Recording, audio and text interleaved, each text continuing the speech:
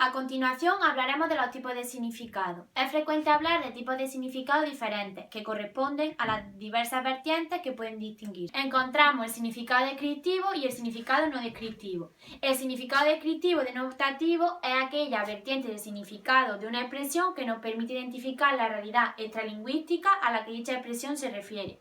El significado descriptivo es un significado de naturaleza objetiva, no ligado a un hablante concreto o a una situación concreta, sino común a todos los hablantes e invariable de una situación a otra. Puede negarse e impugnarse cuando la expresión no se adecua al tipo de objeto al que pretende referirse. Junto a sus significados denotativos, las palabras pueden tener asociadas otras notas de contenido, mucho más variables, secundarias e inestables. Hablamos entonces de significados no descriptivos, por ejemplo. Para muchos hablantes de una gran ciudad, la palabra autobús puede estar asociada a ideas como atascos, aglomeraciones. A otras personas les sugiera, en cambio, ideas más positivas, como la ilusión de un viaje, de conocer otros lugares. Estas asociaciones connotativas de una palabra pueden ser individuales, pero pueden también generalizarse entre un grupo extenso de hablantes. En este caso, pasan a formar parte constitutiva del significado de una palabra. Imaginemos la situación en la que alguien reclama: al fin llega el maldito autobús. Si quisiéramos caracterizar la contribución de la palabra maldito a la interpretación, veríamos que no es posible hacerlo en términos de significado descriptivo. Maldito no aporta un conjunto de rasgos que nos permita identificar una subclase especial de autobuses, como lo haría rojo. Para caracterizar la contribución de maldito, seguramente diríamos que transmite la exasperación y el desahogo de alguien que lleva esperando el autobús más tiempo de lo razonable.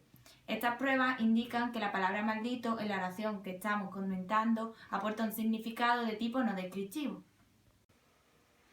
Hay palabras que están especializadas en la transmisión del significado no descriptivo.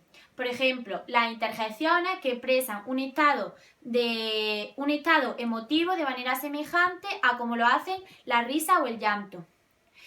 Así, cuando un tenista hace una buena jugada, puede exclamar «toma», y de este modo expresa una serie imprecisa de matices de alegría, satisfacción, ánimo, etc.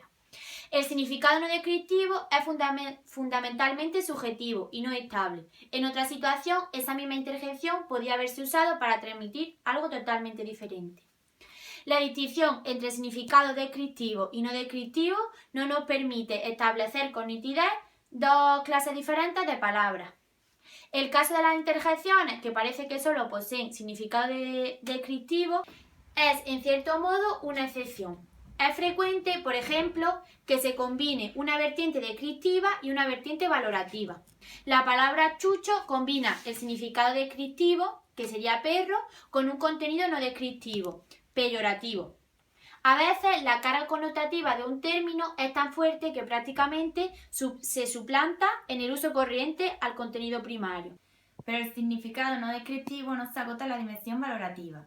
Las palabras pueden asociarse a ciertas propiedades del hablante o de la situación. El uso de determinados términos se relaciona inmediatamente con la procedencia geográfica de quienes lo usan. Las palabras evidencian diferenciales dialectales geográficas, también denominadas diferencias diatópicas. De modo semejante, también pueden reconocerse diferencias que se asocian a la atracción social del hablante.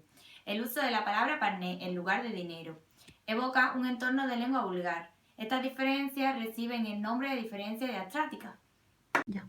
También se habla de un significado no descriptivo cuando el empleo de un término apunta hacia un tipo particular de situación comunicativa.